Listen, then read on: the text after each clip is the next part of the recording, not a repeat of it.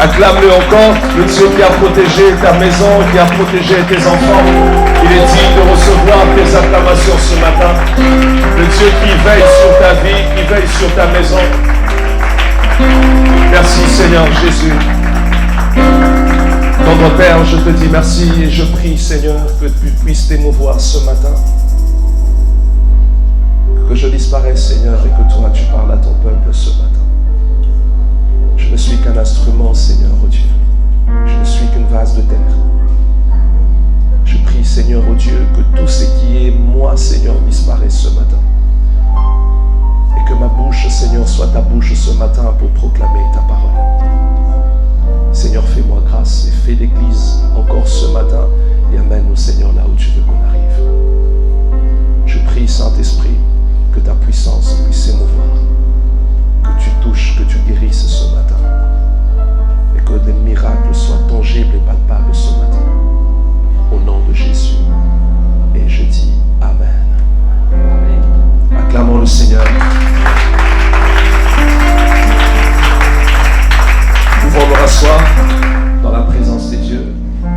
Que mon Dieu vous bénisse abondamment. Nous allons ouvrir nos Bibles dans Matthieu chapitre 11. C'est le premier dimanche du mois de juillet. Et nous sommes là pour prier, mais aussi pour consacrer cette année, ce mois, encore entre les mains de Dieu. Le mois de juillet, c'est le 7e mois de l'année. Nous venons de commencer la 2e semestre de cette année 2023. Que Dieu fasse de cette dernière partie de l'année quelque chose qui va nous amener la joie, la paix, la restauration. Et que nous puissions bénéficier et expérimenter les miracles de Dieu. Quelqu'un dit Amen, très bien. Amen. Nous allons ouvrir nos Bibles dans Matthieu chapitre 11 et nous allons lire à partir du premier verset.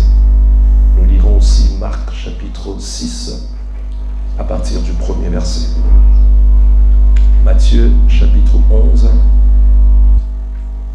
nous allons lire à partir du premier verset. Le thème que je développe ce soir, c'est quand le Saint-Esprit n'accomplit pas ou ne fait pas ou ne manifeste pas les miracles, ou quand les miracles du Saint-Esprit ne se manifestent pas. C'est le sous-thème que je développe ce matin dans la continuité de notre grand thème sur la croissance de l'Esprit. Amen. Matthieu chapitre 11, si on a trouvé, on peut se tenir debout pour lire la parole de Dieu à partir du premier verset. Je t'invite chaque dimanche à venir avec ta Bible. Et si tu n'as pas de Bible, je te prie de lire avec ton proche voisin. Matthieu chapitre 11, à partir du premier verset. Nous pouvons lire avec vous ensemble. Est-ce qu'on est prêt? Amen. On peut lire la parole. 1, 2, 3, à partir du premier verset. On y va. Lorsque Jésus eut achevé de donner ses instructions à ses 12 disciples, il partit de là pour enseigner et prêcher dans les villes du pays. Jean, ayant entendu parler dans sa prison des œuvres du Christ, lui fit dire par ses disciples, es-tu celui qui doit venir? On peut lire à haute voix. Ou devons-nous en attendre un autre? Jésus leur répondit, allez rapporter à Jean ce que vous entendez et ce que vous voyez. Les aveugles voient, les boiteux marchent, les lépreux sont purifiés, les sourds entendent, les morts ressuscitent, et la bonne nouvelle est annoncée aux pauvres. Heureux celui pour qui je ne serai pas une occasion de chute. J'aimerais que vous puissiez souligner le verset 6. Heureux celui pour qui je ne serai pas une occasion de chute. Alléluia. Marc chapitre 6, à partir du premier verset.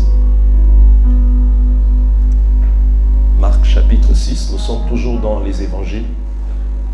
Marc chapitre 6, à partir du premier verset. Vous y êtes? On peut lire la parole du Seigneur. 1, 2, 3, on peut lire. Jésus partit de là et s'est rendu dans sa patrie. Ses disciples le suivirent. Quand le sabbat fut venu, il se mit à enseigner dans la synagogue. Beaucoup des gens qui l'entendirent étaient étonnés et disaient: d'où lui viennent ces choses? Quelle est cette sagesse qui lui a été donnée? Et comment de tels miracles se font-ils par ses mains? N'est-ce pas le charpentier, le fils de Marie et le frère de Jacques, de José et de Jude et de Simon? Et ses sœurs ne sont-elles pas ici parmi nous? Ils étaient pour eux une occasion de chute.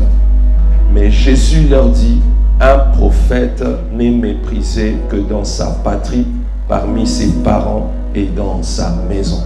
J'aimerais que vous souligniez encore à ce niveau: il était pour eux une occasion de chute. Amen. Nous pouvons nous rasseoir dans la présence de Dieu. Pourquoi les miracles n'arrivent-ils pas? Pourquoi l'Église aujourd'hui n'expérimente pas autant les miracles comme au temps des apôtres? Pourquoi ne voyons-nous pas aujourd'hui autant des signes et des prodiges qu'on pouvait voir au temps des apôtres? Pourquoi le Saint-Esprit n'opère-t-il pas avec nous aujourd'hui, dans l'Église aujourd'hui, comme cela était vécu au temps des apôtres?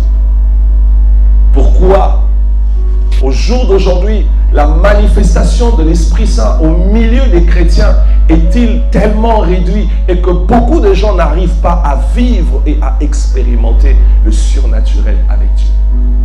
Autrefois, nous avons vu la manifestation, l'apparition des anges. Autrefois, nous avions entendu des hommes qui marchaient et qui ont vu des anges leur apparaître. Autrefois, nous avons vu des signes se produire, des prodiges se faire, des manifestations tangibles de l'Esprit Saint se manifester. Autrefois, nous avons vu cette présence intense de Dieu dans les réunions, dans les assemblées, à telle enseigne que des miracles authentiques et des prodiges se faisaient. Les cancers disparaissaient. Les maladies disparaissaient. Qu'est-ce qui fait que l'Église d'aujourd'hui est autant privée des miracles de l'Esprit Saint comme au temps des apôtres? Pourquoi le Saint-Esprit n'opère-t-il pas aujourd'hui dans les vies de plusieurs chrétiens? Pourquoi les miracles ne sont pas tellement manifestés dans les vies de plusieurs chrétiens aujourd'hui? Qu'est-ce qui fait qu'aujourd'hui, il y a autant moins de visitations des dieux dans les vies des gens qu'autrefois? Qu'est-ce qui fait qu'aujourd'hui, les gens ne témoignent pas autant les miracles de Dieu comme autrefois? Nous savons et nous regardons par moments qu'il y a des gens, les problèmes persistent. Des années et des années, c'est la même chose, c'est la même chanson, c'est le même refrain. Année après année, on semble voir qu'on est toujours en train de vivre une sorte de routine et des répétitions. La vie chrétienne est présentée dans la Bible comme une vie qui est appelée à expérimenter les miracles et la visitation des dieux tous les jours. La puissance du Saint-Esprit, sa manifestation par des signes, des prodiges et des miracles était manifestée tous les jours dans les vies des croyants. Et la pensée de la Bible nous montre que l'Église est appelée à vivre toutes ces choses dans leur quotidien. Et lorsque vous lisez la Bible, une fois que vous séparez la parole des dieux et les miracles, une fois que vous séparez l'évangile des dieux et les signes et les prodiges, la Bible reste un roman. Et le christianisme reste une religion. Mais lorsque nous regardons la Bible, nous ne sommes pas une religion. Le christianisme, c'est la vie et la puissance du Saint-Esprit en action. Une religion, ce sont des normes. Une religion, ce sont des lois. Une religion, ce sont des procédures à respecter. Une religion, ce sont des méthodes qu'il faut seulement suivre et appliquer, mais qui ne produit pas la vie, qui ne produit pas le changement, qui ne produit pas la transformation. Le christianisme n'est pas une religion, mais le christianisme, c'est la vie et la puissance du Saint-Esprit en action. C'est le quotidien de Dieu dans notre vie, où tous les jours, où nous manifestons Christ, où nous manifestons Dieu dans tout ce que nous faisons. Et la Bible nous montre que le miracle, la manifestation tangible de l'Esprit Saint dans nos vies est notre héritage. Il est avantageux pour vous que je m'en aille. C'est notre héritage. C'est quelque chose qui nous est donné, que nous devons expérimenter cette visitation de Dieu. Et ce qui fait que la première des choses que j'aimerais que l'Église comprenne ce matin, puisque je vous parle de la part du Père, on ne peut pas séparer la parole de Dieu et les miracles et sa manifestation. On ne peut pas séparer la parole de Dieu et les miracles ou sa capacité de visiter son peuple. Là où la parole de Dieu est prêchée, il y a toujours des miracles qui s'opèrent. Il y a toujours des transformations qui s'opèrent. Il y a toujours des signes et des prodiges qui doivent se manifester. La parole de Dieu ne peut pas être prêchée sans produire des transformations. La parole de Dieu ne peut pas être prêchée sans produire des miracles. La parole de Dieu ne peut pas être prêchée sans produire des transformations. La Bible dit dans le livre de Marc, chapitre 16, le verset 20, la Bible dit « Et ils s'en allèrent prêcher partout. Le Seigneur travaillait avec eux et confirmait la parole par les miracles qui l'accompagnaient. » Ils allèrent prêcher partout. Et le Seigneur travaillait avec eux et confirmait la parole par les miracles qui l'accompagnaient.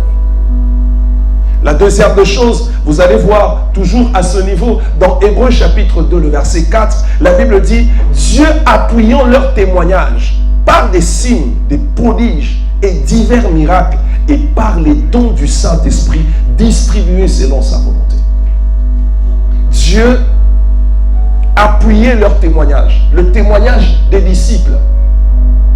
Dieu appuyait ce que ses serviteurs proclamaient comme parole par des signes, des prodiges et des miracles, et en distribuant les dons du Saint-Esprit selon sa volonté.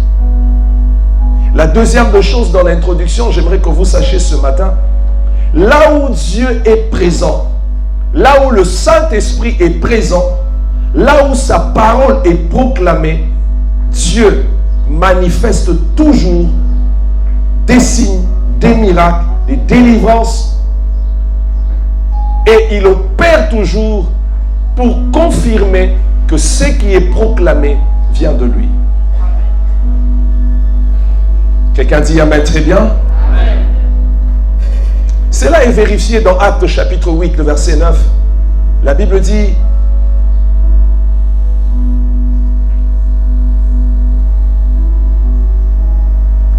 dans le livre de Actes des Apôtres, au deuxième verset, au jour de la Pentecôte, la Bible le démontre qu'après avoir reçu le baptême du Saint-Esprit, lorsque Pierre est sorti, après avoir prêché, je peux même dire la première prédication des apôtres dans la Bible, c'est juste après la Pentecôte. Ils étaient allés prêcher avant la Pentecôte. Ils ont vu des choses se manifester. Mais lorsque le Saint-Esprit est descendu, la première prédication était celle de Pierre. Mais cette prédication a produit des transformations authentiques et tangibles dans la vie de tous ceux qui entendaient. Pourquoi? Parce que Dieu a confirmé cette parole par des signes, des prodiges et des miracles. Ça veut dire qu'il y a toujours une relation entre le Saint-Esprit, sa parole et les miracles. Il y a toujours cette relation-là. La troisième des choses dans mon introduction, j'ai compris que il est possible aussi d'être chrétien sans vivre ou expérimenter les miracles et la visitation de Dieu dans sa vie. C'est possible. Quand on dit être chrétien, c'est-à-dire quelqu'un qui a donné sa vie au Seigneur Jésus. Mais tous les jours de sa vie, il expérimente une sorte de stérilité et ne sait pas accéder à une certaine visitation de Dieu dans sa vie. il ne vit pas certains miracles dans sa vie. Il n'expérimente pas certaines choses venant de Dieu dans sa vie, quoi qu'il soit chrétien. Quoi même qu'il soit dans l'église. Pourquoi? J'ai trouvé ici quelques obstacles par rapport à cela. Qui fait qu'aujourd'hui, l'église n'arrive pas à expérimenter ces miracles comme autrefois. J'ai découvert qu'il y a ici certaines choses en lisant les évangiles qui ont fait que plusieurs personnes, quoique même étant à côté de Jésus, la présence de Jésus à leur côté n'a pas impacté leur vie. Et c'est là que j'ai appris, dès mon jeune âge, où je peux même dire depuis que j'ai commencé ma marche avec le Seigneur dans les débuts de mon ministère, être à côté d'un homme de Dieu ne signifie pas forcément être visité par le Dieu qui agit avec lui. Tu peux être à côté d'un homme loin de l'Éternel, mais ne pas être impacté par l'onction que Dieu a mis sur sa vie. Tu peux même manger avec lui dans une même assiette, mais tu n'es pas impacté. Parce que les miracles, en lisant les évangiles, j'ai découvert qu'il y a beaucoup de gens qui ont manqué cette visitation à cause de certaines choses qu'ils n'ont pas pu respecter, qui a fait blocage à l'action du Saint-Esprit dans leur vie, qui a fait blocage à la visitation du Saint-Esprit dans leur vie, qui a fait qu'ils ont marché dans une vie stérile, pas parce que le Saint-Esprit ne voulait pas les bénir, les visiter, mais parce que le Saint-Esprit a rencontré certains blocages qui a étouffé son action dans leur vie, qui a empêché le Saint-Esprit à agir et à opérer. L'église d'aujourd'hui et l'église du temps de la fin, c'est une église qui va connaître plusieurs vents, qui va les amener à éteindre les œuvres de l'esprit. L'église du temps de la fin va perdre beaucoup de facultés et qui va réduire sensiblement la puissance du Saint-Esprit. Paul, connaissant ces choses, il dit, au dernier temps, plusieurs personnes seront insensibles. Plusieurs personnes se détourneront de la foi. Plusieurs personnes s'attacheront à des doctrines de démons. Plusieurs personnes auront des démangeaisons de la piété. Plusieurs personnes seront rebelles à leurs parents et s'attacheront à des fables, à des doctrines de démons. Paul parlait de ces choses. Pourquoi? Parce qu'il savait qu'en ce temps ici où nous sommes, l'action du Saint-Esprit sera de plus en plus réduite. Ma prière ce matin et l'objectif de ce message, c'est que tu ne puisses pas réduire dans ta vie l'action du Saint-Esprit. C'est que tu ne puisses pas mettre des barrières aux manifestations et à la visitation de Dieu dans ta vie. Est-ce que quelqu'un m'entend très bien? L'objectif de ce message, c'est que tous les jours de ta vie, que tu expérimentes le surnaturel avec lui, que tu vives, que tu marches tous les jours en expérimentant un miracle venant du ciel. Que Dieu te fasse grâce ce matin. Que Dieu nous fasse grâce ce matin afin que nous soyons une église différente dans ce pays. Afin que nous soyons des chrétiens différents dans ce pays. Des chrétiens par qui Dieu va passer, par qui Dieu va manifester sa puissance. Des chrétiens par qui Dieu va opérer, agir et manifester des grandes choses. Tu as manqué de dire Amen. Parce que tu ne crois pas. Ma prière, c'est que tu comprennes que en ce temps où nous sommes, le monde a besoin de voir la puissance des dieux. Le monde a besoin de connaître qui est réellement Dieu. Ils ne vont pas le connaître seulement en lisant la Bible, mais ils le connaîtront aussi par les choses que tu accomplis. Par l'impact que tu amènes autour de toi. Par les transformations que tu emmènes autour de toi. Le monde saura que Dieu est vivant par les choses que tu feras et par les choses que tu accompliras. C'est le moment de prouver et de montrer que tu appartiens à Dieu. C'est le moment de montrer et de prouver le Dieu en qui tu as cru. Il est beaucoup plus puissant que n'importe quelle puissance qui agit dans ce monde. C'est le moment de montrer au monde, le Dieu que tu sers, que tu invoques, il reste le véritable Dieu et en dehors de lui, il n'y en a point d'autre. C'est le moment où tu dois démontrer que ceux qui adorent Satan dans ta famille ne peuvent rien contre toi parce que celui qui est en toi est beaucoup plus fort que le Dieu que eux sont en train d'adorer. C'est le moment de dire à tous ces gens qui entrent dans l'occultisme aujourd'hui que le Dieu que toi tu pries et tu sers, il est beaucoup plus puissant que le Dieu qu'ils vont chercher dans les Illuminati. C'est le moment pendant que tu es à l'école, tu entends des étudiants aller dire nous allons dans des réunions, mais des réunions des loges, des réunions dans des loges, des réunions maçonniques, que tu leur montres que là où vous allez, il n'y a rien. Parce que celui qui est en train de partir, peut-être qu'on lui a dit, si tu viens vers nous, tu vas réussir et tu auras un diplôme. Mais que toi, tu leur montres que tu n'as pas besoin d'aller voir Satan pour réussir, mais avec le Saint-Esprit, tu peux terminer tes études avec distinction.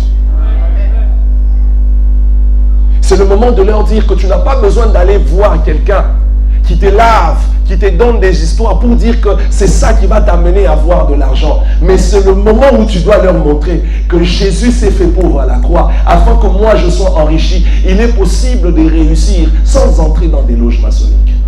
Il est possible d'être riche sans être franc-maçon. Il est possible d'être riche sans être rose-chrétien. Il est possible de réussir sa vie sans se prostituer. C'est le moment de leur montrer et de leur prouver que même si dans tout ton quartier, toutes les femmes se prostituent pour avoir l'argent, elles sont prêtes à aller se faire 4e, 5e, 6e bureau parce qu'elles ont besoin d'argent. Mais toi, tu peux leur prouver au travers de la manifestation et la puissance du Saint-Esprit agissant dans ta vie que je n'ai pas besoin d'être 5e bureau pour avoir de l'argent et vivre, pour que je sois logé quelque part. Le Saint-Esprit est capable de me donner tout ce dont j'ai besoin. Je n'ai pas besoin d'être 5e, 3e, 4e bureau, mais le Saint-Esprit, par sa puissance, est capable de m'être la seule, l'unique, et de bénéficier de toutes les grâces que le Seigneur m'a données et réussir.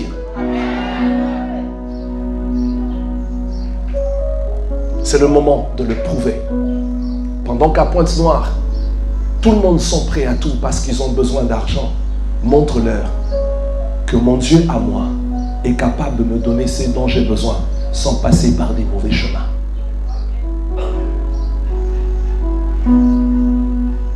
Ces choses sont possibles. C'est tout simplement parce que l'Église est en train de plus en plus de se laisser modeler par le monde. Et il y a plusieurs obstacles qui ont fait frein à l'action et à la puissance du Saint-Esprit. Et je vais vous en donner aujourd'hui 5. On veut faire les choses comme eux. Et du coup, ceux qui sont autour de nous ne trouvent pas le bon plaisir de venir prier avec nous, de venir chercher le Dieu que nous servons. Parce que nous ne leur présentons pas un Dieu aussi puissant et capable. Ce n'est pas une affaire de ton pasteur, c'est d'abord une affaire de ta foi. C'est d'abord une affaire de toi et ton Dieu. J'aimerais dire à quelqu'un ce matin, il est temps de montrer à ceux qui s'étaient déclarés les plus forts dans ta famille que toi, avec Dieu, vous êtes les plus forts. Il est temps que celui qui vous ensorcelait arrive à dire, je n'arrive plus à travailler sur cette personne. Pourquoi? Parce qu'il a découvert que tu as une puissance plus supérieure que la puissance avec laquelle elle agit et l'opère.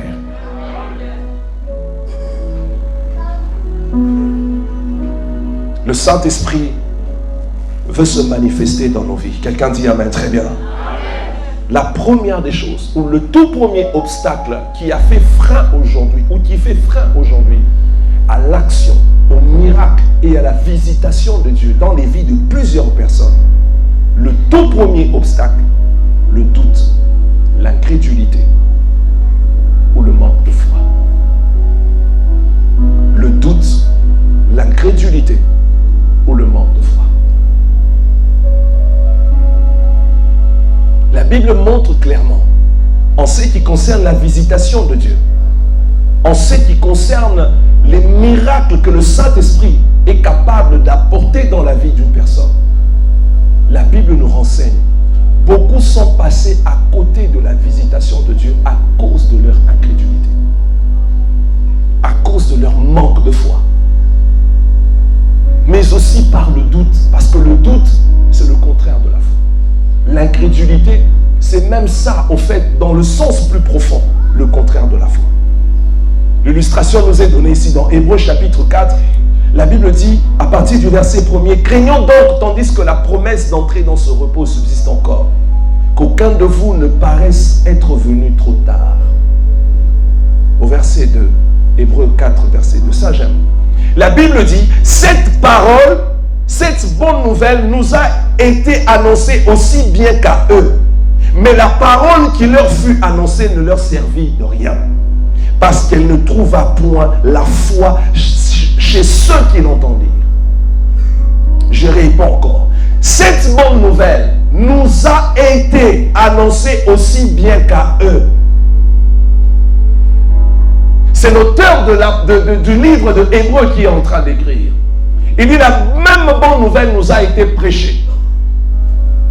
Cette bonne nouvelle nous a été annoncée aussi bien qu'à eux. Mais il insiste en disant ceci. Mais cette parole-là, mais la parole que nous tous nous avons entendue, chez les autres, cela ne leur a servi à rien.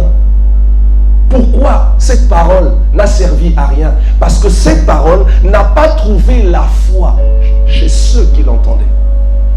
Bien-aimés, la manifestation du Saint-Esprit, être visité par le Saint-Esprit, marcher dans le surnaturel, expérimenter des miracles avec lui, dépend aussi de ta foi.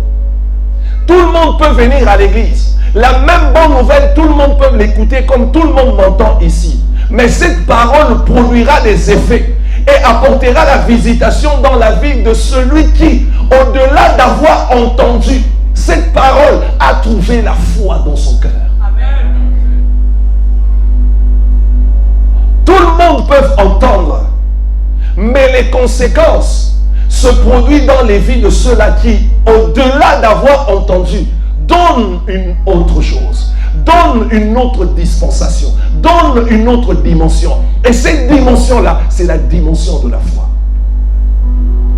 Aucun miracle ne s'est produit dans la vie de ceux-là qui ont manqué la foi. Dans chaque situation de ta vie, lorsque tu t'attends à la visitation des dieux, au-delà d'écouter la parole, c'est que le Saint-Esprit attend de toi, c'est ta foi. Et je n'ai jamais cessé de le dire, et je vais toujours le répéter. Le Saint-Esprit agira toujours dans ta vie. Dieu agira toujours dans ta vie en fonction de ce que tu crois qu'il est capable de faire. Là où tu dis ici, ça ne peut pas marcher, ça ne marchera pas. Plusieurs ont écouté l'évangile, mais cette parole n'a pas trouvé la foi dans leur cœur. Et le fait que cette parole n'a pas trouvé la foi, aucun miracle ne s'est produit. Le doute, l'incrédulité, c'est l'ennemi de la visitation de Dieu dans ta vie. J'aimerais dire à quelqu'un, la foi, c'est comme si tu entres dans un magasin, tu as besoin d'acheter un vêtement, mais si tu n'as pas l'argent, tu n'as pas le vêtement. Même si cet habit te plaît, même si ce vêtement te plaît, même si tu essayes ça sur ton corps et ça te va très bien, le vendeur te dira, pour avoir cet habit, j'ai besoin de quelque chose. Tu dois lui donner l'argent. C'est pourquoi je suis d'accord avec ce fait de penser que la foi, c'est comme l'argent que tu amènes devant le Seigneur pour avoir les miracles que tu attends. Pour avoir la chose dont tu as besoin de lui. C'est la monnaie spirituelle. C'est le langage du divin. C'est le seul langage que Dieu entend et écoute. Lorsque un homme de foi se présente devant lui.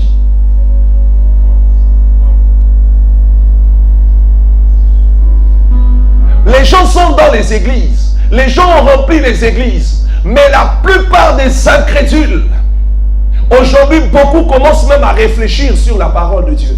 Et réduire même l'action du Saint-Esprit. Non, le Saint-Esprit ne peut pas faire ça. Il est même clairement démontré, Jésus a fait beaucoup de miracles. Mais si on devait tout écrire, ça ne devait pas contenir la Bible que nous détenons dans nos mains. Et ce qui a été dit de Jésus, ce qui a été fait, ou ce que Jésus a accompli, ceux qui ont écrit ont parlé que la Bible n'est que tout simplement la synthèse. il y a eu des miracles. Lorsque vous lisez la Bible comme la version Chouraki, lorsque vous lisez la Bible comme la Bible, la Nouvelle Jérusalem, il a été même démontré qu'il y a eu même des miracles où Jésus a prié, un oiseau est apparu. Autant des choses qu'ils ont fait. Pourquoi? Parce que la dimension de la foi était tellement élevée qui fait que Dieu répondait à ce langage. Le centenier romain n'était pas juif. Et lorsque vous regardez même dans les évangiles, la plupart des grands miracles que Dieu a fait, c'était au milieu des païens. Des gens qui n'étaient même pas juifs. Parce que les païens à l'époque, ça vient du grec paganus. C'était des gens qui n'étaient pas juifs. Des gens qui vivaient en dehors d'Israël. Des gens qui n'acceptaient pas la loi de Dieu. Le centenier romain, c'était un Romain.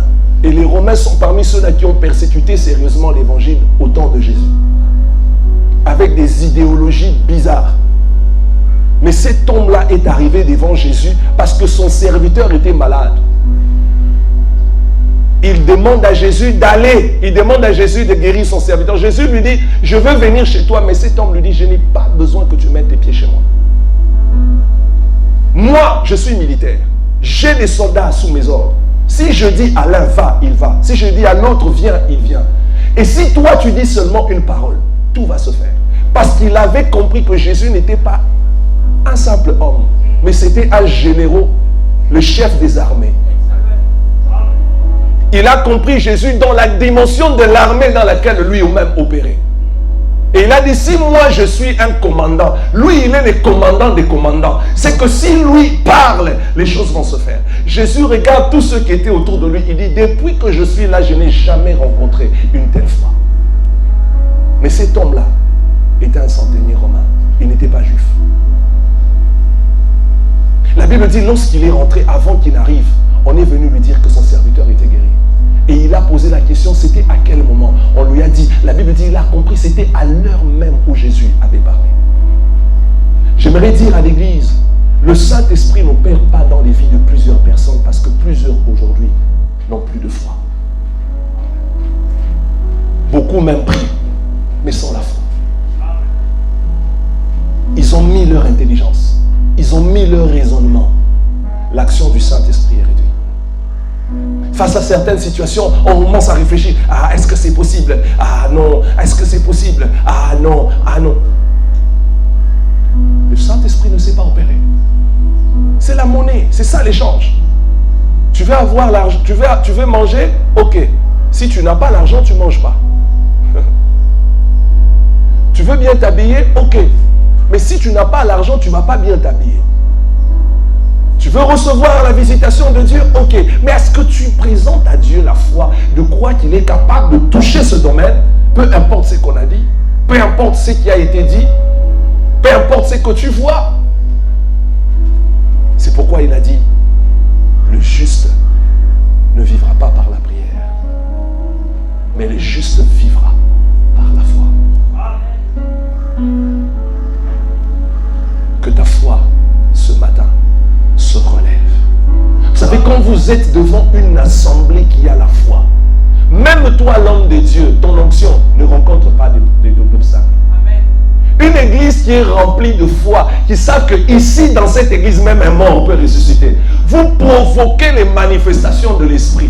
Quelqu'un qui a la foi, il n'a même pas besoin qu'on lui dise, ah, il faut être à l'église. Je sais que même si j'arrive 5 minutes avant la fin, je mets seulement mes pieds dans la cour de l'église. Je sais que quelque chose peut se passer. Il y a des gens qui ont des dimensions de foi et leur dimension de foi incarne les visitations de Dieu qu'ils manifestent dans leur vie. Cette femme-là, dont Moussa et Lady Nabal a donné son témoignage, elle n'avait même pas vu l'homme de Dieu. Elle est partie juste avec son ventre. Elle a commencé à frotter le véhicule de l'homme de Dieu. Lui, il était là-bas en train de prêcher. Mais comme il y avait beaucoup de protocoles, elle ne pouvait pas arriver. Elle a dit, je n'ai pas besoin de tout ça. Mais ma foi m'amène. Parce que comme ça lui appartient. Si je touche sa voiture, moi je suis impacté. Cette femme-là n'avait pas d'enfant. Elle a touché la voiture, elle a mis son ventre sur la voiture, elle a frotté. Et après cela, l'enfant est venu. Bien-aimé, il y a des dimensions de foi dans la vie qu'il faut manifester. Quelqu'un dit amen, très bien. Il y a des dimensions de foi qu'il faut relever. Bien-aimé, si l'Église n'a plus de foi aujourd'hui, nous arrêtons l'action de l'Esprit dans notre vie.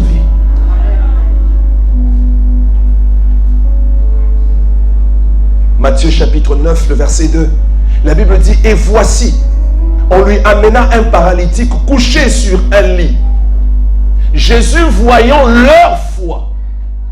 Jésus voyant leur foi. On lui amena un paralytique couché sur le lit. La Bible dit Jésus voyant leur foi. Ah. Est-ce que quelqu'un peut dire Jésus voyant leur foi? J'aimerais dire à quelqu'un que Jésus voit ta foi. On a amené le paralytique, mais la Bible dit Jésus voyant leur foi. Il n'a pas vu d'abord l'état de la personne. Il n'a pas vu d'abord le fait que la personne ne marchait pas. Il n'a pas vu d'abord le fait que la personne manquait l'argent. Il n'a pas vu d'abord le fait que tu manquais un enfant. Il ne voit pas d'abord le fait que tu manques ceci. Il ne voit pas d'abord le fait que tu as besoin de te marier. Il ne voit pas d'abord le fait que tu as besoin de voyager. La première des choses qu'il a d'abord regardé, qu'est-ce qui accompagne l'état de la personne? Ce qui l'accompagne, ce n'est pas d'abord le fait qu'il est paralytique, mais c'est d'abord la foi qui accompagne cette personne. Et la Bible dit, Jésus voyant leur foi, avant de voir l'état de la personne, la Bible dit, Jésus dit à cet homme, prends courage mon enfant, tes péchés te sont pardonnés. En d'autres termes, si ces hommes-là ne sont pas venus avec la foi, l'action du Saint-Esprit ne pouvait pas être possible dans leur vie. Quand tu viens à l'église, ne fais pas d'abord que Jésus voit ton problème. Quand tu viens à l'église, viens d'abord avec le fait que Jésus puisse voir la foi que tu as en lui, capable de te donner la solution à ton problème. Est-ce que je peux prêcher? Est-ce que je peux prêcher? J'aimerais bien te voir. Je répète encore, lorsque tu viens à l'église, ne viens pas d'abord parce que tu as besoin que Dieu voit ton problème. Viens d'abord que Dieu voit ta foi qui accompagne ton problème. En d'autres termes, oui, j'ai un problème d'argent. Oui, j'ai un problème de santé. Mais la foi qui m'amène à l'église m'amène à dire, au-delà de ce que j'ai comme problème et souffrance, au ciel, il y a un Dieu qui est capable de me dire, ton problème est résolu.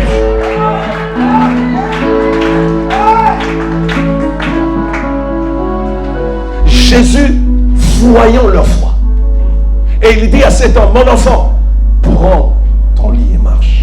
Tes péchés te sont pardonnés. Et quand je lisais ce verset, je me dis, oh, donc Jésus n'a pas pris d'abord le temps de regarder autre chose. Parce que les yeux de Jésus ne regardent pas ce que les yeux d'un homme voient. Ce que Jésus regarde n'est pas semblable d'abord à ce que nous les hommes nous voyons. Tu sais, quand quelqu'un vient vers toi pour te demander quelque chose, tu as d'abord besoin de voir certaines choses être remplies. La manière dont il te demande la chose, avec un langage, pour te rassurer réellement que bon, je peux maintenant lui donner. Et il est même de fois démontré, pour ceux-là même qui font le marketing, pour ceux-là qui font les négociations, la manière même de parler peut amener une personne qui n'avait pas l'intention de te donner, de te donner. Dans les principes de négociation, tout compte. Le verbe, le langage, les gestes, les attitudes. Quelqu'un peut même vouloir ne pas te donner. Moi, j'étais dans ces histoires. J'ai vendu, j'ai travaillé chez RTL, j'étais dans des produits, j'étais brand ambassadeur. Si tu parles à quelqu'un de ton produit et tu veux qu'il t'achète, tout compte. Il peut t'acheter juste même parce que tu lui as parlé avec toute la politesse possible. Il dit, bon, écoute, je n'avais pas ce programme-là, mais je t'achète ça quand même parce que je te trouve très poli. Ça, c'est les yeux des hommes. Pour qu'il te donne ce que tu attends de lui, il vérifie certaines choses. Mais quand nous allons vers Dieu, Dieu aussi a ses yeux. Sa manière de regarder n'est pas semblable à notre manière de regarder.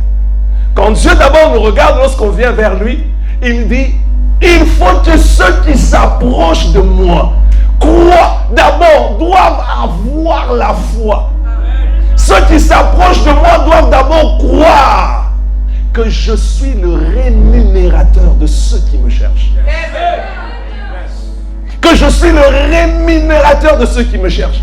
Le mot rémunérer, c'est un mot employé dans le monde professionnel. Ça veut dire tout simplement donner un salaire à quelqu'un qui t'a donné un service, qui t'a rendu un service. Oh, quel est le service que toi tu rends à Dieu quand tu viens vers lui? Donc Dieu considère ta foi comme un service que tu lui rends. Dieu considère ta foi comme un service que tu lui rends.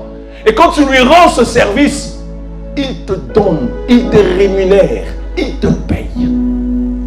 C'est même ça le mot qu'il faut employer. Il te paye, il te donne ton salaire. Alors je dirais en d'autres termes, la foi, c'est un service rendu à Dieu qui l'oblige de nous donner un salaire. Ce salaire-là, c'est ce que toi tu appelles miracle. Ce salaire-là, c'est ce que toi tu dis, Dieu m'a visité. J'aimerais que vous montiez encore en foi. Parce que c'est ce que Dieu veut voir. C'est ce que le Saint-Esprit veut voir. 1 Pierre chapitre 1er, le verset 9, la Bible dit, parce que vous obtiendrez le salut de vos âmes pour prix de votre foi. C'est l'apôtre Pierre qui le dit. Vous obtiendrez le salut de vos âmes. Le mot salut en grec, c'est sotéria. Ça veut dire délivrance. Vous obtiendrez la délivrance au prix de votre foi. Et vous devez savoir pourquoi l'église du temps de la fin perdra la foi. Parce que le diable voudra de plus en plus que le Saint-Esprit ne soit plus actif dans les vies des chrétiens. C'est pourquoi la Bible dit, plusieurs perdront la foi. La foi de plusieurs.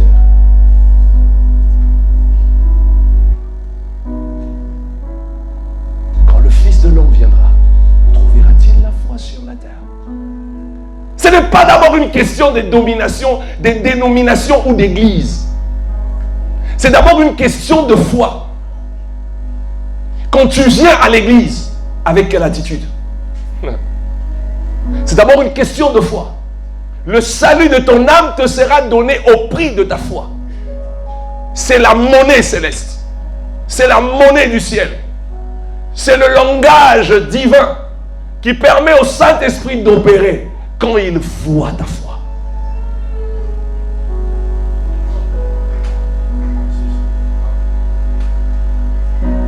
Quand il voit ta foi.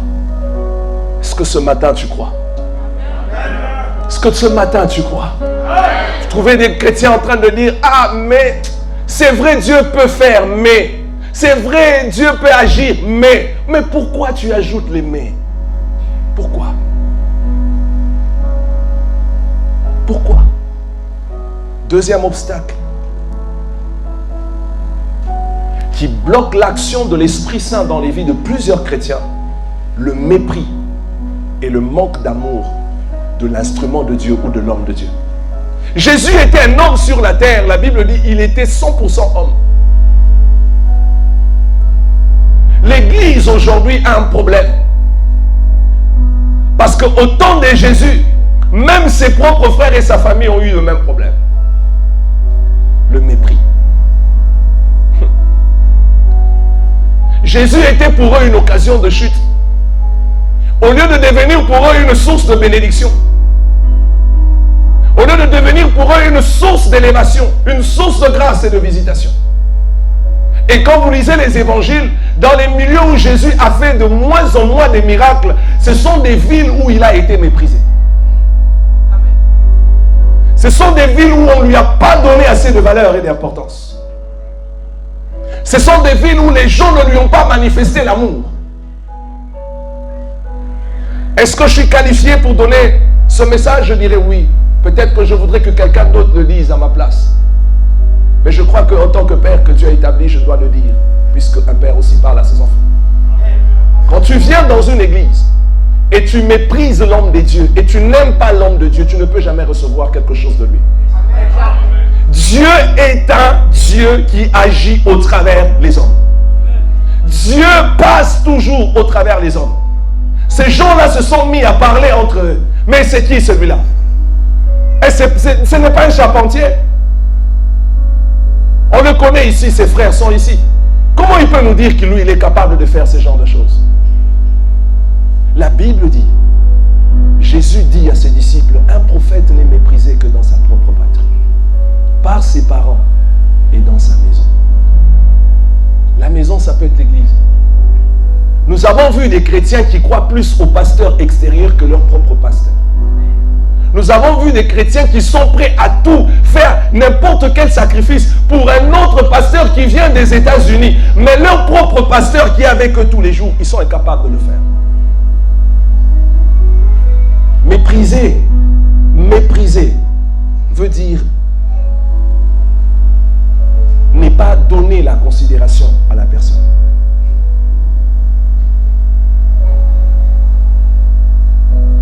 Mépriser veut dire ne pas donner un certain crédit, un certain respect à l'homme de Dieu.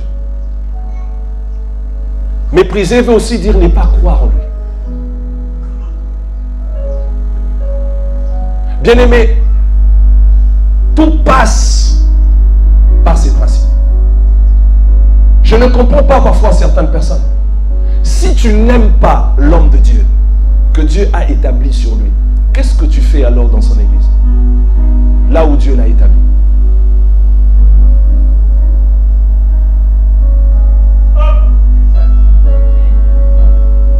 Si tu ne m'aimes pas, si tu n'aimes pas les gens que Dieu a établis sur toi, que fais-tu?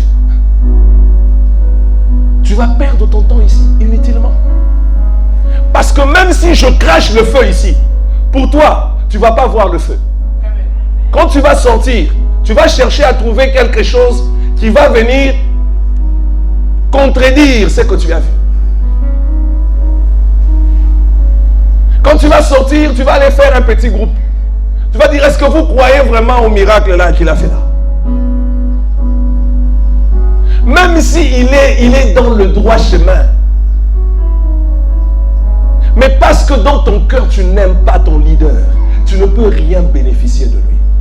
Nous avons vu des églises remplies. Mais vous trouvez des gens qui n'aiment pas leur leader. Mais si tu ne l'aimes pas, si tu le méprises, tout ce que Dieu peut faire au travers de lui ne peut jamais t'impacter. Amen. Tout ce que Dieu peut accomplir par lui, les autres peuvent venir de loin. Ils reçoivent la grâce, ils reçoivent le miracle, ils reçoivent la visitation. Mais toi qui es là tous les jours, qui l'entends, toi qui es là tous les jours, qui le vois, parfois tu le vois même quand il brosse les dents. Parfois tu le vois même quand il vient, tu le trouves en culotte assis là, ah ma fille ça va. Et tu ne reçois rien de lui. Parce que dans ton cœur, tu le méprises et tu ne l'aimes pas. Quand Dieu te soumet à une autorité spirituelle pour recevoir la visitation de Dieu, sache que Dieu trouvera toujours un moyen. C'est lui le canal par lequel Dieu voudra deux fois passer pour te visiter. Je ne dis pas qu'il restera le seul canal, non. Mais je dis, Dieu étant un Dieu d'ordre, il veillera à ce que par lui, tu reçoives le plus. Les autres hommes de Dieu peuvent t'édifier, mais le seul qui peut t'aiguiser, c'est celui que Dieu a établi sur toi. Les autres peuvent t'édifier. Dieu est un Dieu d'ordre. Et le fait que Jésus a été méprisé, la Bible dit, il n'a pas pu faire plusieurs miracles en cet endroit. Parfois on se pose la question, quand tu sors de ton zone, tu sors du cadre dans lequel tu opères, tu vas dans un autre pays, les miracles qui se produisent là-bas, tu te dis, mais pourquoi là chez moi les choses ne se font pas comme ça? Le problème ce n'est pas toi. Le problème parfois c'est les gens qui sont assis devant toi. Le problème parfois c'est les gens qui sont autour de toi. Lorsque dans leur cœur il y a le mépris et le manque d'amour, ils ne reçoivent pas de toi. Mais quand tu vas à un autre endroit, les gens te regardent, ils te considèrent comme étant un Dieu qui est descendu. La Bible dit, on a appelé les disciples les fils des tonnerres. On les avait appelés les fils des tonnerres. Pierre a déchiré ses vêtements. Il a dit, nous ne sommes pas des dieux, nous sommes que des instruments. Mais le problème c'est quoi? Le peuple avait tellement une considération pour ces gens. Qui fait qu'on leur a même appelé des dieux. Pierre a déchiré ses vêtements. Il a dit non, non, non, non, non, non, non. Ne me considérez pas ainsi. En Israël, lorsque quelqu'un arrive lorsqu'on voyait un prophète arriver, on voyait Dieu arriver. Amen. Les gens se mobilisaient. Les gens tuaient des animaux pour préparer des sacrifices. Parce qu'ils se disaient, quand un oint de l'Éternel arrive vers nous, c'est-à-dire que Dieu nous a visités. Pourquoi il n'y a pas autant de miracles? Le Saint-Esprit veut que ici, nous soyons comme la piscine de Bethsaïda. Des miracles se produisent, mais il veut que tu modifies ton attitude. Le mépris, le manque d'amour freine un miracle, freine la visitation de Dieu. Quand tu méprises l'homme de Dieu, quand tu n'aimes pas l'homme de Dieu, tu freines ta visitation. Mais celui qui vient et qui ouvre son cœur et il donne un certain crédit à l'homme de Dieu, le Seigneur le visite. Le même jour, un témoignage de quelque chose qui se produit.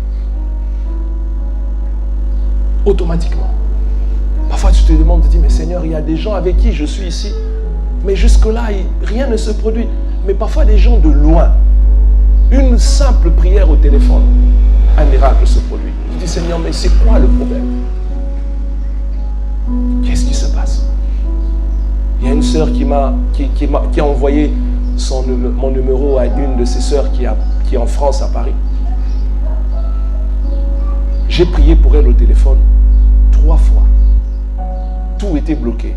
Sa fille dormait, elle rêvait tout le temps des serpents, on venait la chercher, des histoires bizarres et compliquées.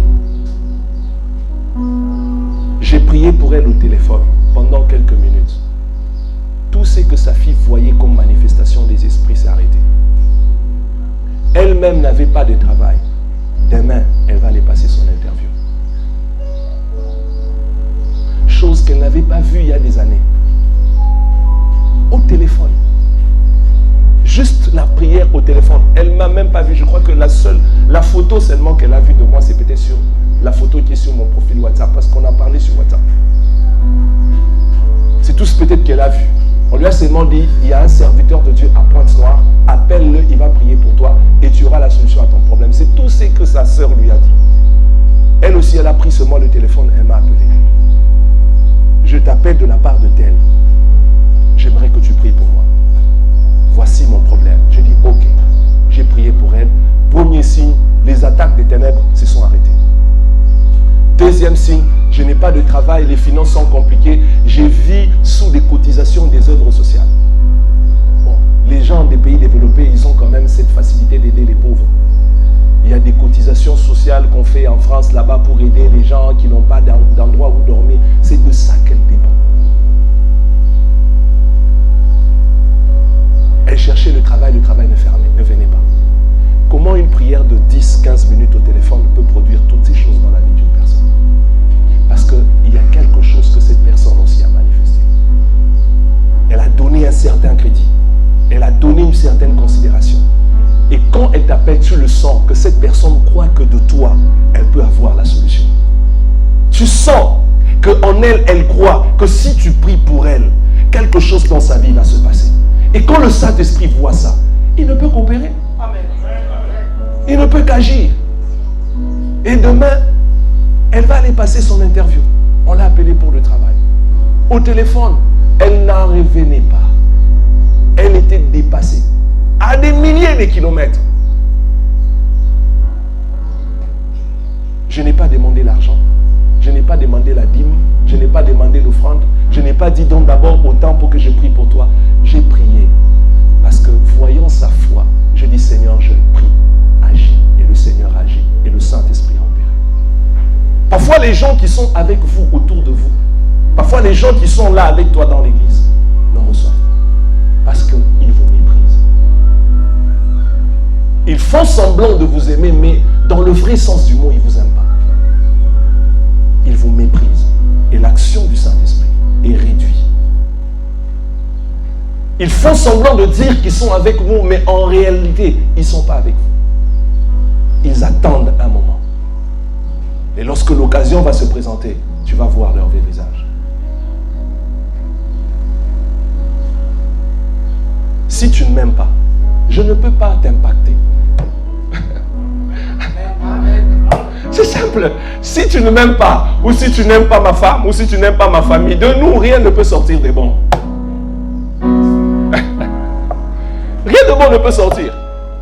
Impossible. Tu peux faire 5 ans dans l'église, tu ne vois rien. Mais quelqu'un qui arrive aujourd'hui, demain il vient témoigner.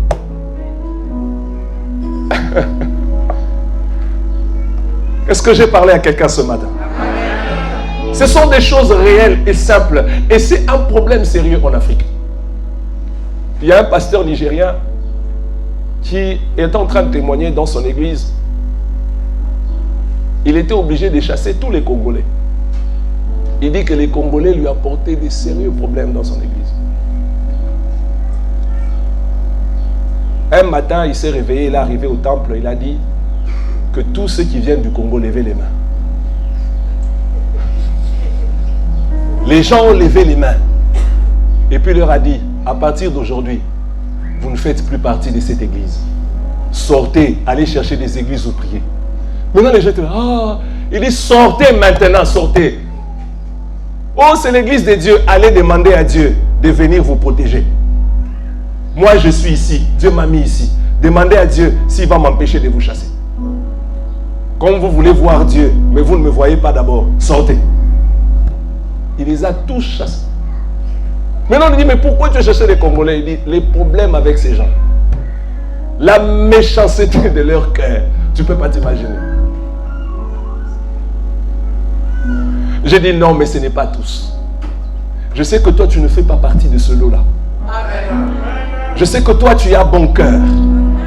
Je sais que toi, tu ne remplis pas la liste des Congolais qui ont un méchant cœur, qui ne veulent que redonner la haine au lieu de donner l'amour, mépriser ses frères au lieu de soutenir ses frères. Dis amen et très bien. C'est pourquoi je prie pour toi que Dieu t'amène à comprendre ces choses. Et tu vas voir que l'action du Saint-Esprit dans ta vie va couler, ça va couler. Aimez votre pasteur. Je ne suis pas mieux placé pour le dire, mais je dois quand même vous le dire, parce que quand Dieu donne un tel message, il faut le dire. Aimez votre pasteur, aimez votre maman pasteur, aimez les enfants de votre pasteur. Vous serez bénis parce que c'est eux que Dieu vous a donné, c'est par eux que Dieu passera pour vous bénir. Il n'y a pas de péché dans ça. Et d'ailleurs, quand on a grandi dans les choses de l'esprit, on comprend facilement ces choses. Ça fait partie de la maturité spirituelle. Quand tu verras maman pasteur en ville, tu vas dire, ce n'est pas seulement maman pasteur que je vois, mais c'est mon pasteur que je vois.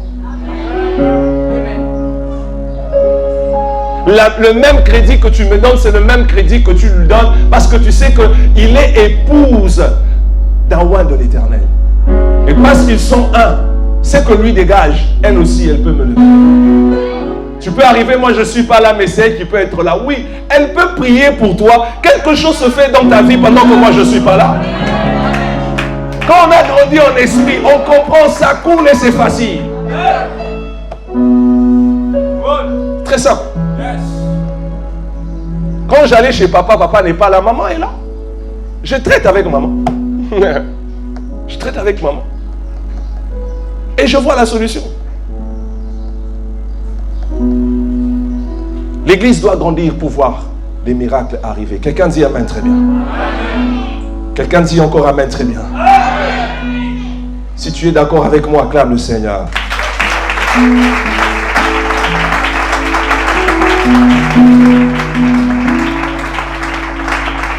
Le mépris.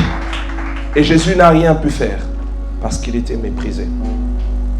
Et la Bible dit, il était pour eux une occasion de chute. Il était pour eux une occasion de chute. Rien ne pouvait se produire, rien ne pouvait se manifester. Ce sont des choses simples que je prêche, mais qui ont un très grand pouvoir. Et que beaucoup de gens ne savent pas. Et c'est ça qui bloque la vie de plusieurs personnes. Ils sont là, ils ont 20 ans dans les choses de Dieu, mais les 20 ans dans les choses de Dieu ne correspondent pas aux choses que Dieu a fait pour eux. Dieu est dans les petits détails. Troisième obstacle qui fait que le Saint-Esprit n'arrive pas à opérer efficacement dans les vies de plusieurs personnes et dans l'Église aujourd'hui, le non-respect aux instructions de Dieu. Le non-respect aux instructions de Dieu. Il y a des miracles et des choses que Dieu nous donne d'une manière surnaturelle lorsque nous mettons en pratique une instruction qu'il nous a donnée.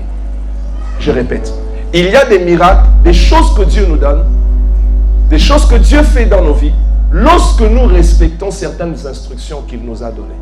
L'histoire de Naaman nous enseigne clairement sur ce sujet. Il y a des miracles qui sont liés aux instructions. Dieu peut voir ta foi, il peut voir ton attitude, mais pour ce miracle-là, il peut te donner une instruction que tu dois suivre et respecter afin que la chose que tu attends de Dieu puisse se déclencher. La Bible dit dans le livre de 2 Rois chapitre 5, il y avait un homme qu'on appelait Naaman. Il était un chef de l'armée du roi de Syrie, mais il avait la lèpre sur lui. Et la Bible dit, il a beaucoup souffert. Et il est allé voir le roi pour lui dire, j'ai besoin de la guérison. Et je veux être guéri de cette lèpre. Et dans la maison où il servait, il y avait une jeune femme qui connaissait, qui était juif et qui connaissait le prophète Élisée. Mais la Bible dit, il est allé voir le roi de Syrie. On lui a fait une lettre pour qu'il aille en Israël afin d'avoir la guérison à sa lèpre. Il est arrivé devant le roi, il a donné la lettre. Le roi lui dit, le roi a déchiré ses vêtements et il a dit, qui je suis moi pour venir apporter la guérison dans ta vie? La Bible dit, le prophète Élisée entend dire que le roi avait déchiré ses vêtements. Il envoya des messagers pour dire au prophète et au roi, envoie-moi cet homme afin que l'on sache qu'ici en Israël, il y a un prophète. Afin qu'on sache qu'il y a un prophète ici en Israël. Envoie-moi cet homme-là. Naaman est venu, Papa Ngaï, comme quelqu'un qui vient à la réception pastorale. Il arrive là-bas, le pasteur est dans la maison. Et il envoie seulement des gens. Allez lui dire d'aller se jeter 7 fois dans les Jourdains, il sera pur. C'est une instruction qui lui a été donnée pour sa guérison. C'est juste une instruction. La Bible dit que Naaman a commencé à se poser des questions. Pourquoi lui-même n'est pas venu à ma rencontre?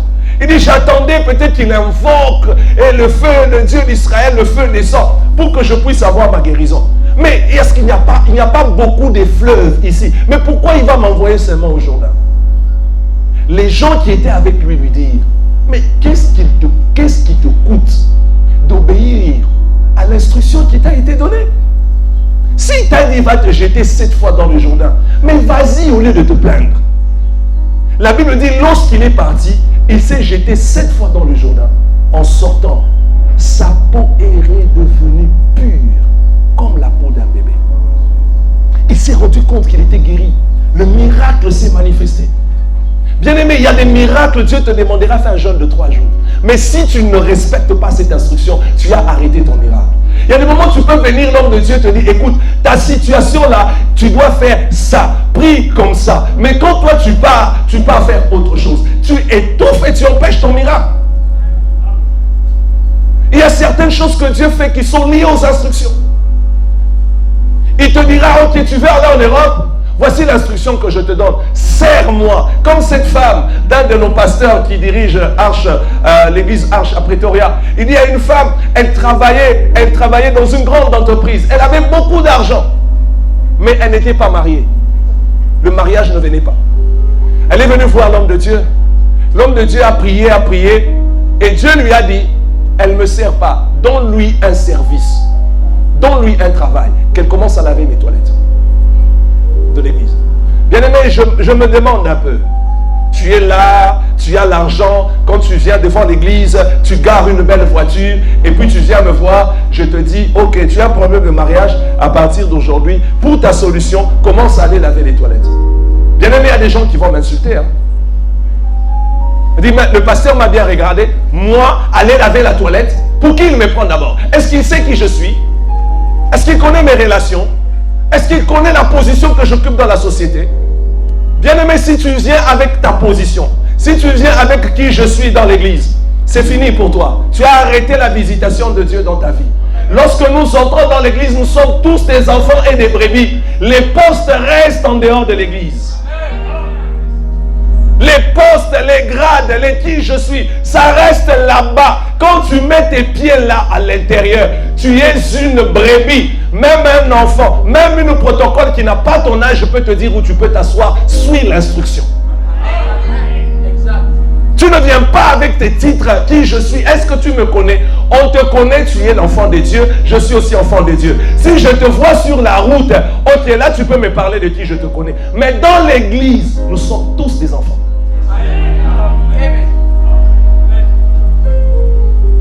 Une instruction seulement. C'est pourquoi sois sensible. Quand tu pries pour un miracle, reste éveillé. Garde ton oreille ouverte.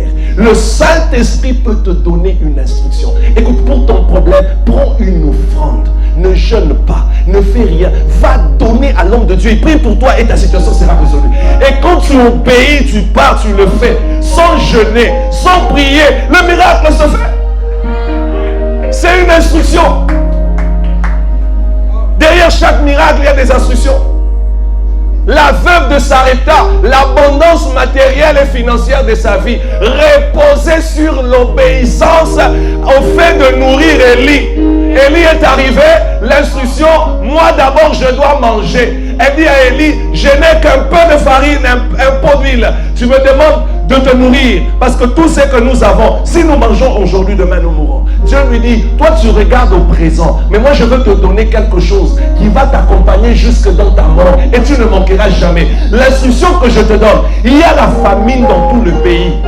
Mais pour que toi tu sois dans l'abondance, pendant que les autres pleurent, souffrent, meurent de faim, et que dans ta maison il n'y ait qu'à manger, qu'il y ait suffisamment à manger, écoute les instructions que je te donne. Nourris d'abord Élie. Ça c'était l'instruction de son miracle. Lorsqu'elle a préparé Élie à manger, la Bible dit il ne manqua point d'huile et de farine dans la maison de cette femme. Est-ce que tu écoutes les instructions de Dieu? Il y a des instructions que le Saint-Esprit peut te donner face à une situation. Chacun a ses instructions. Les instructions de ton voisin n'est pas forcément tes instructions. Parce que vous n'avez pas tous les mêmes problèmes. Est-ce que quelqu'un m'entend très bien ce matin? Vous n'avez pas tous les mêmes problèmes. Mais à un autre, Dieu peut lui dire bois de l'eau. À un autre, Dieu peut lui dire va à la montagne.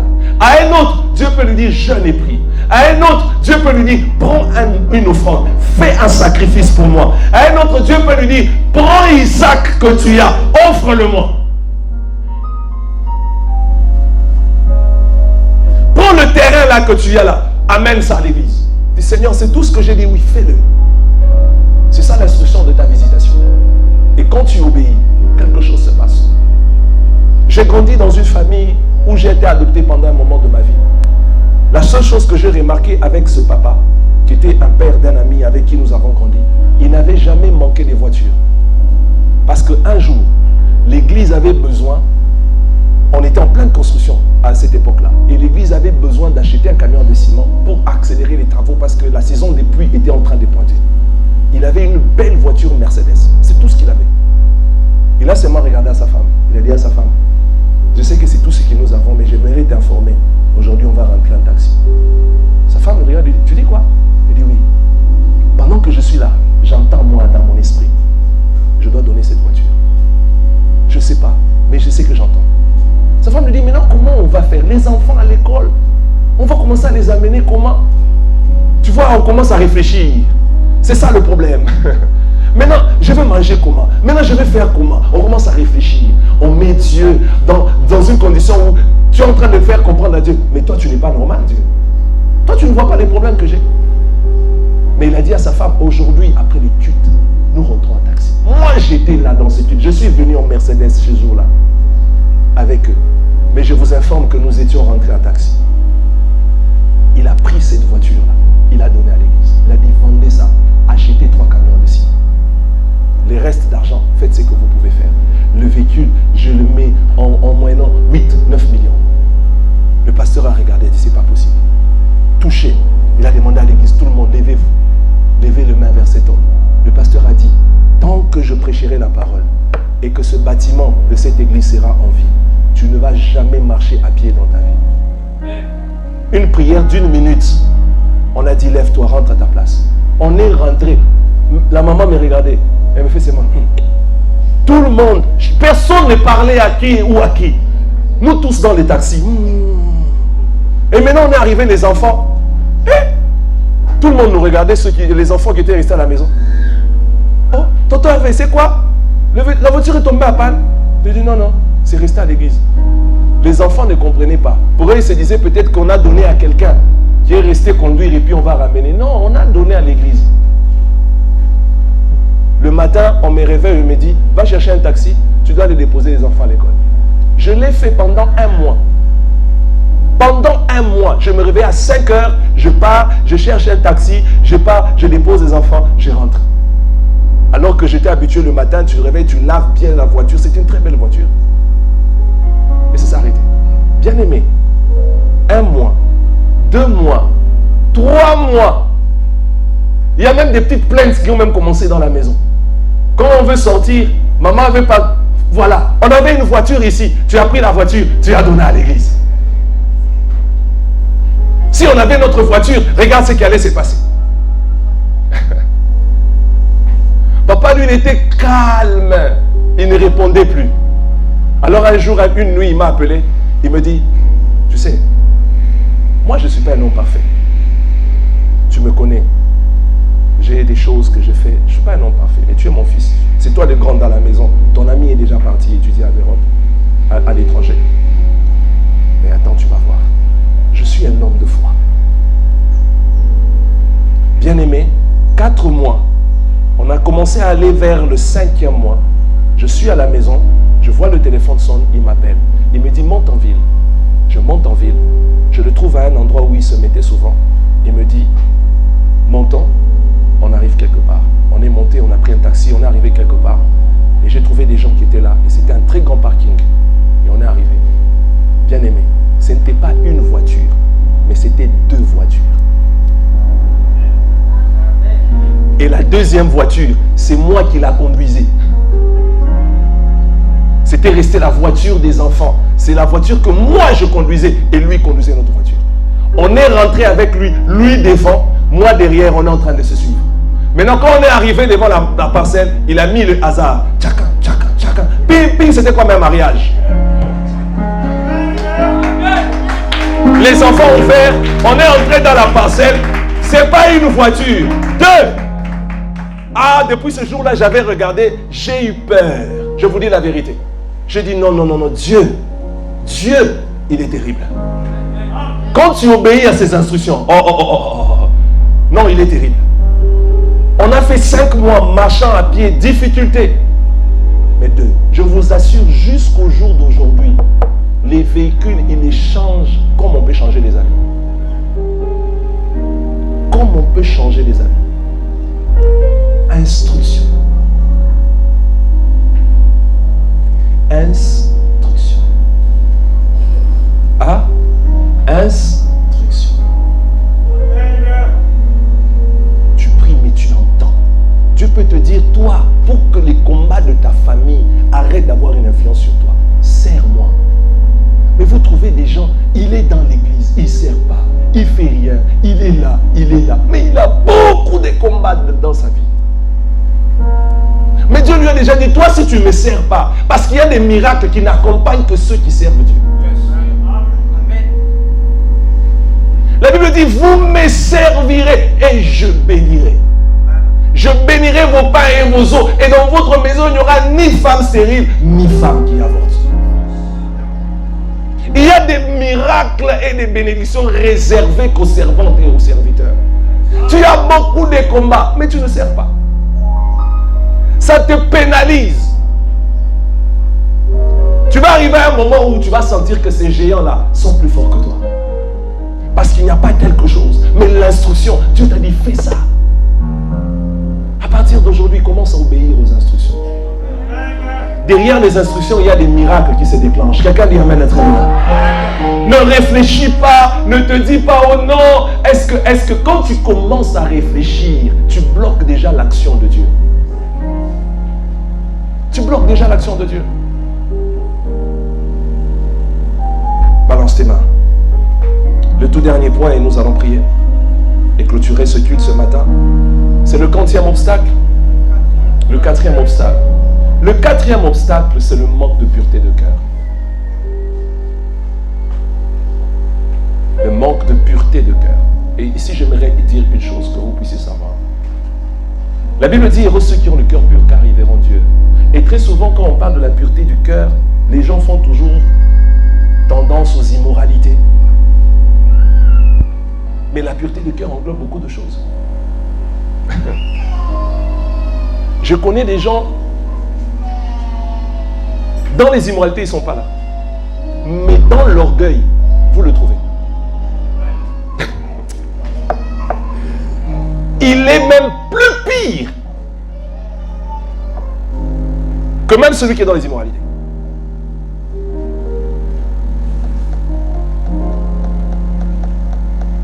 Il y a des miracles qui sont liés à l'humilité. La pureté du cœur, c'est l'amour. C'est la compassion. C'est l'humilité. C'est la capacité de servir les autres.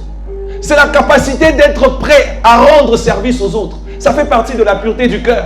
C'est un cœur sans inquiétude approfondie, sans souci approfondi. C'est un cœur sans orgueil. Nous avons aujourd'hui des chrétiens remplis dans l'église aujourd'hui, très très orgueilleux. Le Saint-Esprit ne coopère pas avec ça. La Bible même dit, il fait grâce aux humbles et il résiste aux orgueilleux. Parce que la même dimension avec laquelle Dieu te demande de résister au diable, c'est de cette même façon que Dieu résiste aux orgueilleux. Il y a 2 résistances dans la Bible qui est recommandée. 1, la résistance au diable. 2, la résistance aux orgueilleux. Ce qui veut dire un orgueilleux égale Satan. Un orgueilleux égale Satan. Et la plupart des personnes qui sont possédées par Satan lui-même sont très orgueilleuses ou très orgueilleuses. C'est parfois de l'orgueil sans rien. Où vous trouvez quelqu'un, il est pauvre mais orgueilleux.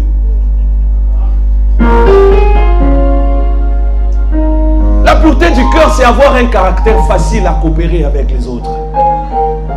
Tu viens dans l'église, mais tu es invivable. Vous savez qu'il y a des gens, ils entrent dans l'église. Même pour dire salut ton voisin, il ne peut pas. Pardon. Ici, on n'est pas dans ton clan ici. On n'est pas dans ta maison où tu es reine, où tu es roi. Ici, c'est Dieu, c'est le Saint-Esprit qui est roi. Ne nous intimide pas. Salue ton voisin. Oh. Oh. Oh. Maman, qu'est-ce qui ne va pas?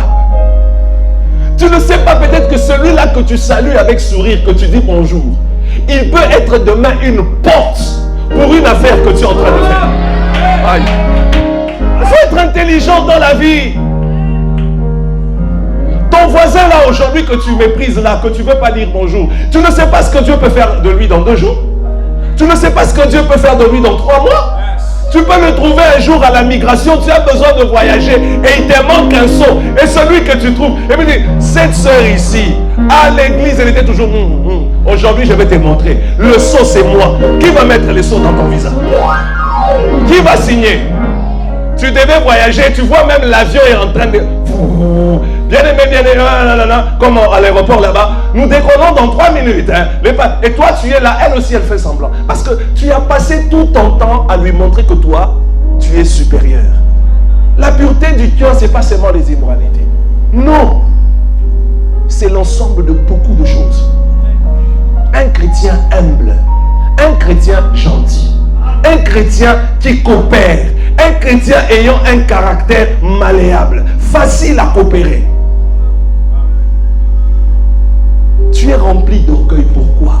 Tu bloques ta visitation toi-même. Les bénédictions ne descendent jamais du ciel comme ça. Ça passe toujours entre les mains de quelqu'un. Celui-là que tu considères moins, demain, tu auras besoin de lui. Oh! Même la femme ménagère de ta maison, elle n'est pas une poule. Des fois, je vois même mal les gens qui traitent très durement même les gens qui travaillent pour eux. Faites attention, c'est grave ça, c'est un péché.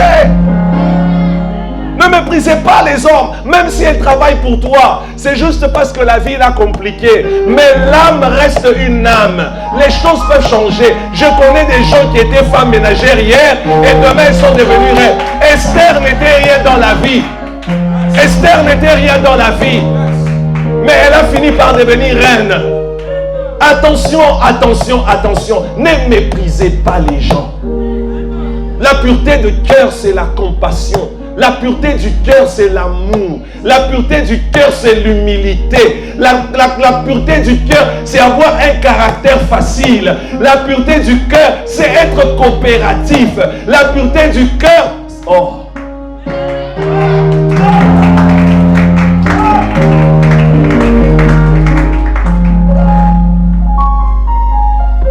Cela peut bloquer l'action de Dieu dans ta vie. Bien-aimé, je termine ce culte en vous disant, il y a des portes que Dieu m'a ouvertes dans la vie. Pas parce que j'ai jeûné et prié, mais par mon humilité. C'est vrai, je ne peux pas le dire de moi, mais ceux qui me connaissent le savent. Là où tu me donnes la chaise, c'est là où je vais m'asseoir. C'est là où je vais m'asseoir. Si je viens chez toi, tu me donnes la chaise dehors. Je ne vais jamais te dire, écoute, je suis ton pasteur, tu veux me donner la chaise dehors, pourquoi? Je veux m'asseoir là où tu vas me faire asseoir.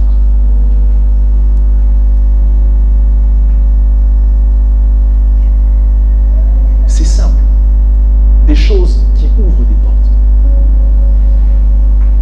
Ta gentillesse, le fait seulement de se dire bonjour aux gens, peut faire que demain quelqu'un vient et dit, j'ai une opportunité de travail, mais il y a une sœur là, elle est très gentille, elle me salue toujours, mais je ne la connais pas très bien, mais je sens qu'il faut que je puisse la soutenir. Des réunions peuvent se faire à ton insu, parce que tu es un bon frère, parce que tu es une bonne sœur. Il y a des réunions qui peuvent se faire à ton insu pour qu'on te donne ce que tu cherches, mais tu ne sais pas. Il est arrivé 2 fois, j'arrive à l'église comme ça, de dire, oh non, on était en train de parler de toi dans le bureau, il y a telle personne qui est venue qui parlait avec l'apôtre sur toi. Je dis, ah, mais comment les gens parlent de moi? Moi, je ne sais pas. Mais pas en mal. Non, il a été dit ceci, il a été dit cela. Oh, je dis, mais c'est pas possible. Il y a un papa qui était dans l'église, dont j'étais le nom. Le jour où on me consacrait pour la mission, il est venu me dire, depuis que je suis dans cette église, tu ne m'as jamais appelé. Bien que tout le monde sache dans cette église que je suis le partenaire, j'ai l'argent, j'ai ceci. Mais tu ne m'as jamais appelé pour me demander même pas 100 francs. Chaque fois que je te vois, même si je te considère comme mon pasteur, parce que tu peux prier pour moi, tu travailles avec le loin de Dieu. C'est vous qui nous dirigez. Moi, je suis fidèle. Je viens, je t'impose la main. Mais je te vois toujours, toi, quitter là où tu es, pour venir là où je suis, pour me dire bonjour. Et pourtant, c'est moi qui dois toujours venir vers toi. Ça ne me coûte pas. Et ce jour-là, il avait fait un geste. Il a dit, je le fais parce que toi, tu as beaucoup touché mon cœur. Et il avait fait un geste. Ça ne coûte rien. Ça ne coûte rien d'être humble. Ça ne coûte rien d'avoir un bon cœur. D'être gentil avec les gens, d'être cool avec les gens, d'aimer les gens. Ça coûte rien. Le Saint-Esprit aime ça. Parce que pendant que tu pries pour le travail, pendant que tu es en train de prier pour que tes affaires avancent, il y a des gens qui sont aussi en train de regarder à la manière dont tu fais les choses. Il y a une sœur dans l'église, elle était à la chorale. Un jour, elle voulait se marier et elle déposait maintenant les faire-part pour que les gens puissent cotiser pour son mariage. Alors, c'est moi qui organisais son mariage. Comme à l'époque, là, j'étais vraiment l'organisateur et j'organisais le mariage. Alors, je suis allé voir un couple qui je connaissais, avec qui j'avais une très bonne relation. Je demandais si on pouvait la soutenir. La maman me dit, Papa Hervé, j'ai beaucoup de considération pour toi. Mais je vais te promettre une chose. Si je vais aider cette sœur pour son mariage, je le fais parce que toi, tu es venu me voir. Je vais le le faire pour toi. Mais après ça, je ne ferai jamais rien pour cette soeur. Je dis, mais pourquoi? Qu'est-ce qu'elle nous a fait? Quand on a ouvert les dossiers, j'ai commencé à regarder, j'ai dit, waouh. Waouh. Bien aimé, être béni, c'est aussi une question d'intelligence. Il faut être intelligent dans la vie. La femme qui, son mari est mort en laissant des dettes partout. Cette femme est venue voir le prophète Élisée pour lui dire, tu connais mon mari, comment il craignait Dieu. Mais regarde, il nous a laissés avec des dettes. Et maintenant, on veut même m'arracher mes enfants. On veut même prendre mes enfants. Le prophète Élisée lui dit, qu'as-tu à la maison? Il a dit, je n'ai qu'un vase et un pot d'huile. Il lui dit, va chez les voisins, demande les vases, autant que tu peux. Lorsqu'elle est rentrée, la Bible dit, elle est partie chez tous les voisins, demander les vases. L'huile s'est arrêtée lorsqu'elle n'avait plus de vase. Maintenant, j'aimerais vous faire réfléchir. Supposons que cette femme-là n'avait pas une bonne réputation et elle avait des problèmes avec ses voisins. Les vases, elle allait avoir ça où?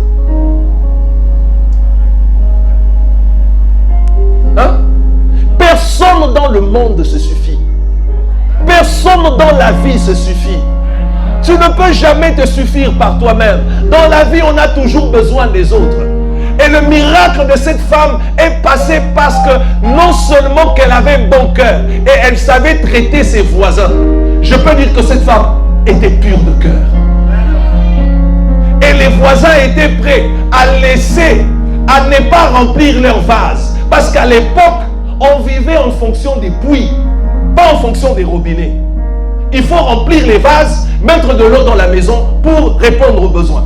Si quelqu'un te donne une vase de sa maison, c'est-à-dire qu'il va se priver de l'eau à un certain moment. Voir quelqu'un se priver de ses vases et te donner toi, pour que l'huile se remplisse dans ses vases, il faut que tu sois quelqu'un en qui elle a beaucoup de considération. Il faut que tu sois quelqu'un sur qui vraiment elle a beaucoup d'estime. C'est-à-dire, cette femme, son miracle est passé par la pureté de son cœur. Les voisins n'ont pas résisté à lui donner des vases.